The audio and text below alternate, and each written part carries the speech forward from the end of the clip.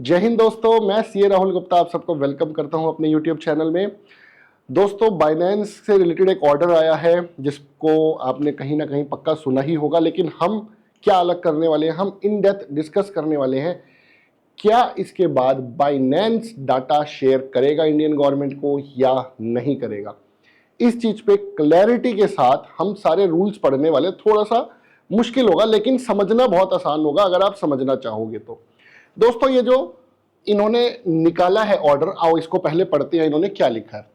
Binance by virtue of operating as virtual digital service provider, ठीक बात है जी, वीडीए की सर्विस प्रोवाइडर वो है। कैरिंग ऑन डेजिग्नेटेड बिजनेस और profession as other activities under section 2 subsection SA point number 6 of the prevention of money laundering act. इसका हम पढ़ते हैं सेक्शन 2 सबसेक्शन SA और क्लोज 6 में क्या लिखा है। सेक्शन 2 सबसेक्शन 1 WA, ओके जी, WA रिपोर्टिंग एंटिटी, भैया किसको, इंडियन गवर्नमेंट को डाटा देना है। बात यह है FIU को, फाइनेंशियल इंटेलिजेंस यूनिट को। रिपोर्टिंग एंटिटी मीन्स ए बैंकिंग कंपनी, बैंकिंग कंपनी है, फाइनेंशियल इंस्टीट्यूशन है, इंटरमीडियरी है, और a person carrying on A designated business और प्रोफेशन।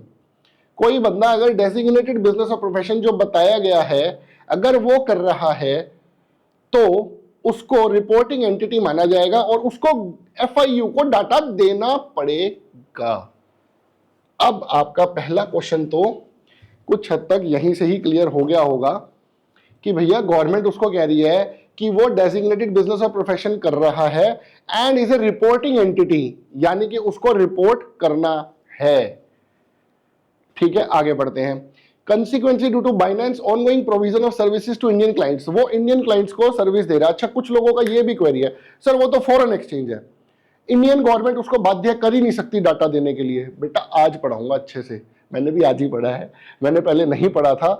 हाँ, आज पढ़ा है इस ऑर्डर के बाद, क्योंकि मुझे 3-4 दिन लगे इसको समझने में। इट्स थोड़ा सा टफ है लेकिन हाँ, मैं आपको इजी लैंग्वेज में समझाऊंगा इसको।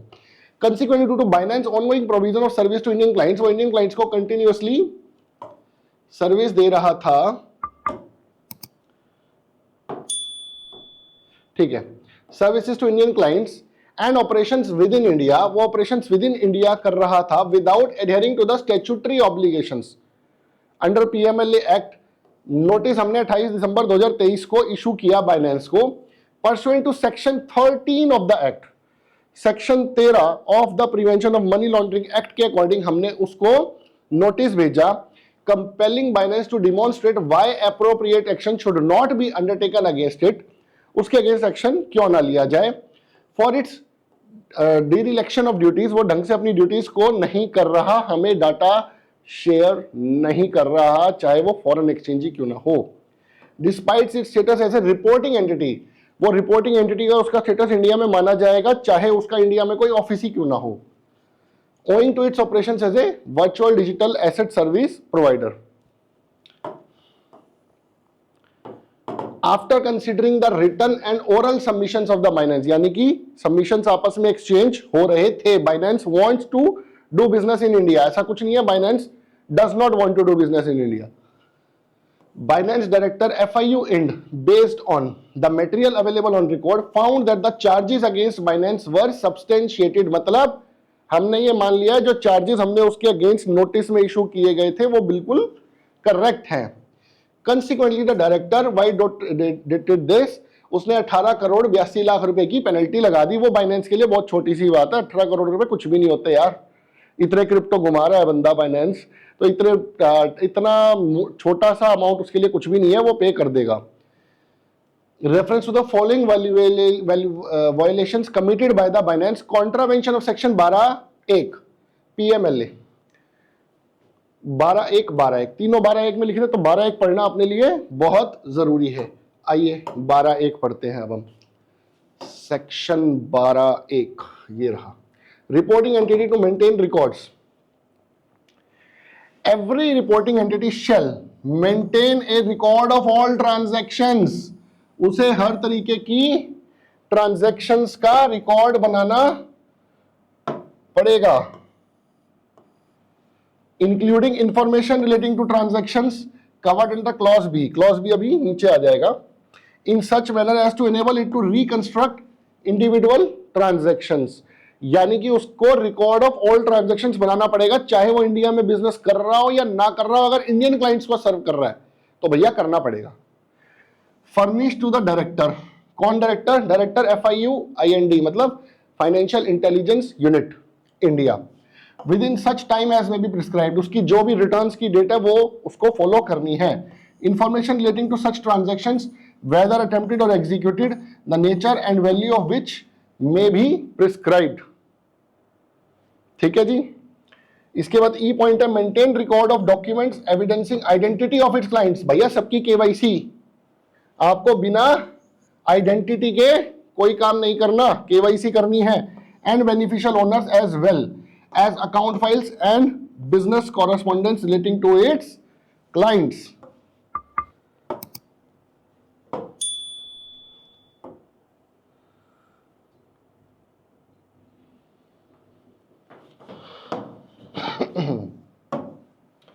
Every information maintained, furnished or verified, save as otherwise provided, shall be kept confidential। आपके डाटा को उसको confidential रखना है। The records referred to in clause A shall be maintained for a period of 5 years। भाई साहब पिछले 5 साल का डाटा मांग सकता है बाइनेंस इंडियन गवर्नमेंट। अब ये क्वेश्चन मत पूछना कि कितने साल का डाटा मांग सकता है, हमारे पास कॉल नहीं आनी चाहिए इस वीडियो के बाद कि सर मैंने 3 साल से ITR नहीं भर रखी, मैंने बाइनेंस पे ट्रेडिंग कर रखी है। आज भी अगर KYC कर दी ना उस अकाउंट की, बाइनेंस ने अगर आपको पैसा नहीं निकालने दिया, आपने आज KYC कर दी, तो बाइनेंस आपके पिछले 4 साल का डाटा, 5 साल का डाटा शेयर कर देगा इंडियन गवर्नमेंट को।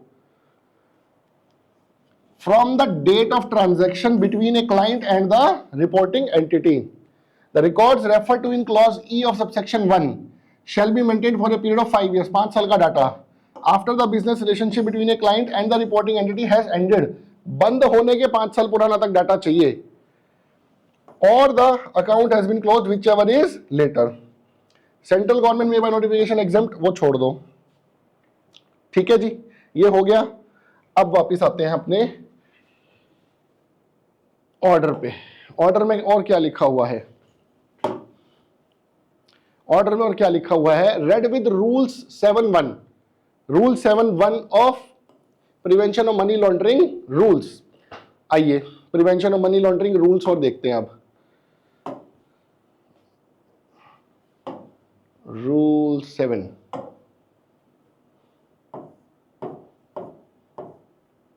Prevention of money laundering rules 2005। एक मिनट, ये तो डाउनलोड किया हुआ है ना। Yes, rule 7। रूल 3 देख लेते हैं पहले। इसमें रूल 7 है, 3 है, 7, 3 है एंड 8 है, यानी कि रूल 3, 7 और 8, अपने को 3 रूल पढ़ने हैं। ठीक है, रूल 3 क्या कहता है? Rule 3, maintenance of record of transactions. Every reporting entity shall maintain the record of all transactions including the report of all cash transactions। आप सोच रहे हो ना कैश में बेच देंगे तो क्या दिक्कत है, बैंक में तो पैसा आया नहीं। ऐसा नहीं है बॉस, ऐसा नहीं है। उसको कैश ट्रांजैक्शंस का भी रिकॉर्ड करना है। Of value more than 10 lakh rupees, 10 lakh रुपए से ऊपर, और it's equivalent in foreign currency. USDT करते हो ना, देख लो। All series of cash transactions integrally connected to each other which have been individually valued between rupees 10 lakhs or its equivalent in foreign currency where such series of transactions have taken place within a month and the monthly aggregate exceeds an amount of 10 lakh rupees। मतलब 10 लाख रुपए से ऊपर अगर foreign currency में आपने transactions की है तो बाइनेंस को रिपोर्ट करना है पिछले कितने सालों के लिए? 5 सालों के लिए। ये अपने लिए एप्लीकेबल नहीं है। Involving non profit organisations, all cash transactions where forged और काउंटरफिट करेंसी नोट्स, ये भी अपने लिए नहीं है। All suspicious transactions. एक बार दोबारा देखते हैं कौन कौन सा पॉइंट है। Rule 3.1D, please note, rule 3.1D, rule 3.1D पे अपने को स्पेशल फोकस रखना है। ऑल सस्पिशियस ट्रांजैक्शंस वेदर और not made in cash and by way of deposits and credits, जो पैसा आपने डिपॉजिट किया एंड क्रेडिट किया, विड्रॉल्स इनटू और from any accounts in whatsoever name they are referred. आप अपने वाइफ के अकाउंट में ट्रांसफर कर रहे हो, अपने अकाउंट में ट्रांसफर कर रहे हो, किसी रिलेटिव के अकाउंट में ट्रांसफर कर रहे हो, उसको सारा डाटा देना है। They are referred in any currency nominated by way of cheques, including third party cheques. भाई आजकल चेक्स का तो जमाना नहीं रहा, पे ऑर्डर, डिमांड ड्राफ्ट, आजकल तो सीधा एनईएफटीयां होती हैं, इलेक्ट्रॉनिक रिसीट्स और क्रेडिट्स एंड इलेक्ट्रॉनिक पेमेंट्स। ठीक है जी।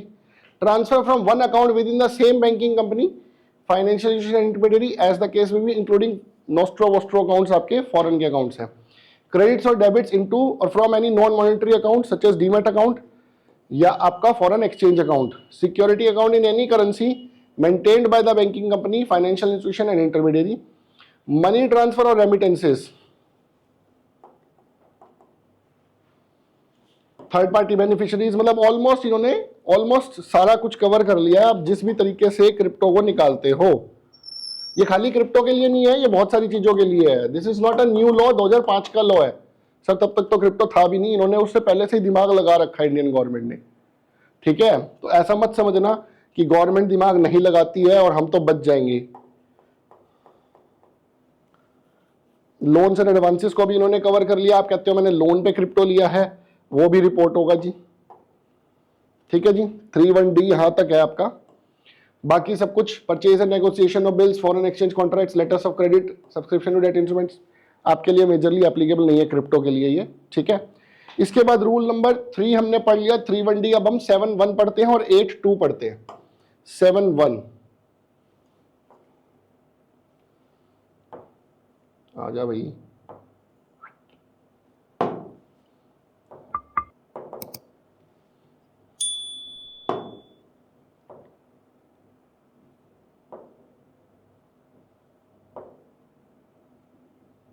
रूल 8 आ गया। 7 रूल 7.1 7.1 ठीक है जी। 7.1 क्या कहता है? Every reporting entity shall communicate to the director the name, designation, address of the designated director and the principal officer.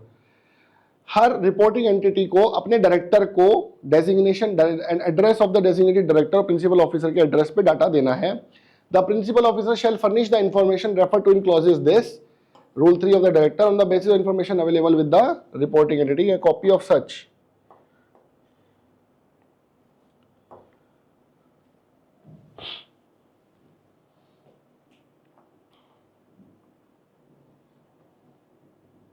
ठीक है, रूल 7 में इतनी कोई खास बड़ी बात नहीं है, बस डाटा को प्रिजर्व रखना है। ठीक है, observe the procedure and manner of furnishing information, वो रेगुलरली रखनी है। Furnishing of information to the director, this is the main clause.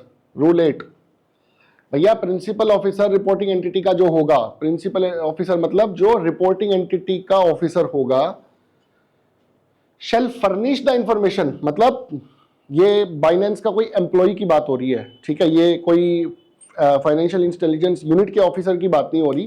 Principal officer means जो बाइनेंस को रिप्रेजेंट करता है इंडियन गवर्नमेंट के सामने। ठीक है, principal officer of a responsible reporting entity shall furnish the information in respect of transactions refer to all in these clauses every month to the director by the 15th day of the succeeding month. अप्रैल की transaction 15 मई, मई की transaction 15 जून, जून की transaction 15 जुलाई, सारी transactions report होंगी। ठीक है जी। The principal officer of a reporting entity shall furnish the information by fax or by electronic mail to the director not later than 7 working days on being satisfied that transaction is suspicious। अगर कोई transaction suspicious है तो within 7 days में Binance को report करना है FIU को। ठीक है जी। The principal officer of reporting entity shall furnish the information, rule 3 के पॉइंट नंबर F के, every quarter to the director by 15th day of the month succeeding the quarter। मतलब आप समझ गए हो, रिपोर्टिंग तो होगी। क्या पुरानी भी होगी? 5 साल पुराना डाटा मांगा जा सकता है।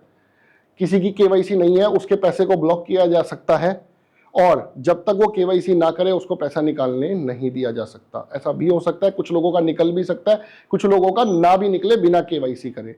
So please note, for the purpose of this rule, delay of each day जो है वो कुछ पेनल्टी लगेगी। ठीक है, वो सेपरेट वायलेशन है, उसको आप छोड़ दीजिए, वो हमारे लिए इतना मैटर नहीं है, वो बाइनेंस को लगनी है पेनल्टी। ठीक है जी, आ जाते हैं हम वापस। तो यानी कि वो कह रहे हैं भैया बाइनेंस ने इन चीजों का वायलेशन किया है, हमें पिछले 5 साल का डाटा नहीं दे रहा बाइनेंस, और बाइनेंस एक रिपोर्टिंग एंटिटी है, उसने अपना कोई प्रिंसिपल ऑफिसर ऑथराइज नहीं कर रखा जो डाटा देगा। ठीक है जी। Further specific directions have also been issued to Binance to ensure diligent compliance with the obligations outlined in Chapter 4 of the Prevention of Money Laundering Act in conjunction with the PMLA maintenance of record rules for prevention of money laundering activities. चलिए sir, ये तो अब हमें पता चल गया sir data share होगा। अब आपका अगला क्वेश्चन, सर मैंने पिछले सालों की आईटीआर नहीं भर रखी, अब मैं क्या करूं? देखो, अब पिछले सालों की आईटीआर नहीं भर रखी तो बड़ा मुश्किल है अब आईटीआर भरना। भरी जा सकती है लेकिन बहुत रिस्क कैरी करेगा। अगर आपका एक मेजर प्रॉफिट है तो हम फिर सजेस्ट करेंगे आप अपडेटेड रिटर्न भरो। पिछले 2 साल की तो भर ही सकते हो तो वो तो भरो, कम से कम टैक्स खुद अपने आगे से जो बनता है आप वो जमा करा दो। अगर आपको लगता है कि नहीं सर मुझे नहीं भरनी है तो कम से कम इस साल की तो भर दो भाई। अप्रैल 23 से मार्च 24 की तो ड्यू डेट बची हुई है, 31 जुलाई है। अपना टैक्सेस ऑनेस्टली जमा कराओ। अगर बाइनेंस ने डाटा शेयर कर दिया तो क्या होगा? आपको पता ही है बाइनेंस के अंदर केवाईसी लगभग 10 करोड़ हिंदुस्तानियों की है, वो डाटा सारा शेयर कर रहा है। अच्छा, कुछ लोग क्या है बहुत दिमाग लगा रहे हैं और वो दुबई शिफ्ट हो गया लेकिन बैंक अकाउंट इंडिया ही यूज कर रहे हैं। अरे भैया, इसका क्या फायदा है? तुम दुबई बैठ के ट्रांजैक्शन कर रहे हो, खाता इंडिया का यूज कर रहे हो। खाता दुबई का खोल के दिखाओ ना, दुबई का खाता खोलो फिर ट्रेड करो। वहां पे खाता खुलता नहीं है सर, तो फिर ये क्या तरीका हुआ? इंडिया के खाते से बाइनेंस का ट्रांजैक्शन कर रहे हो, मैं दुबई बैठा हूं। भैया उठा के ले आएंगे। इस वहम में मत रहना कि हम लोग विजय माल्या हैं या हम लोग कुछ और है, बड़े 30 मार खाने हैं और हमें कुछ नहीं हो सकता अगर हम बाहर चले गए तो। ऐसा बिल्कुल भी मत सोचना दोस्तों। अपना टैक्सेस ऑनेस्टली जमा कराओ ना। आपने पैसा कहाँ लेके जाना है? अपनी अगली जनरेशन को देना है यार। अगली जनरेशन को देना है तो गलत तरीके से तो मत कमाओ ना। 30% सरकार का हक है, उसको दो, ठीक है, और अपने पैसे से फिर मौज काटो। टैक्स जमा कराओ और मौज काटो। अब तो शायद हो सकता है बाइनेंस टीडीएस की कंप्लायंस भी करनी शुरू कर दे, तो ये भी आपके लिए बहुत अच्छा पॉइंट हो जाएगा। देखते हैं अभी क्या होगा। बाइनेंस कब ये 18 करोड़ रुपए जमा करा देगा, मेरे हिसाब से बहुत जल्दी करा देगा और इंडिया में बहुत जल्दी उसका ऑपरेशन स्टार्ट भी हो जाएगा। आप ही लोग बताओगे मुझे, हाँ सर स्टार्ट हो गए। ठीक है दोस्तों, अगर आपको आईटीआर से रिलेटेड कोई हेल्प चाहिए, हमारा ऑफिस का नंबर डिस्क्रिप्शन बॉक्स में मिल जाएगा आपको और नीचे भी हाईलाइट हो रहा होगा। आप इस नंबर पे कॉल करके अपने आईटीआर रिलेटेड हेल्प हमसे ले सकते हैं। और प्लीज़ हमसे ये डिस्कस मत करना सर मुझे टैक्स नहीं जमा कराना। हम टैक्स ऑनेस्टली जमा ही करवाएंगे, otherwise we will not file the ITR. आपको जहाँ से करानी है कराइए। अगर आप आईटीआर का ऑनेस्टली टैक्स जमा कराना चाहते हैं तो ही हमारे पास आइए। अगर कुछ प्लानिंग हो सकती होगी टैक्स बचाने की, we will definitely help you. हम ऐसा नहीं है कि हम सरकार के साथ ही हैं, आपके साथ नहीं है, हम आपके साथ भी हैं, लेकिन अगर हम उसको बचा सकते होंगे only then we will do that. अगर नहीं हो सकता होगा तो फिर आपको जमा ही कराना पड़ेगा। आप ऐसे ही चैनल के साथ जुड़े रहिए दोस्तों। आशा करता हूं आज आपको ये बाइनेंस का ऑर्डर अच्छे से समझ आ गया होगा। आप ऐसे ही चैनल के साथ जुड़े रहिए और प्लीज लाइक सब्सक्राइब करना ना भूलिए। जय हिंद दोस्तों। Learn something from everyone you meet in your life, whether they are your juniors or seniors, because nobody knows everything, but everybody knows something. And education and hospitalization should never be commercialized. Jai Hind.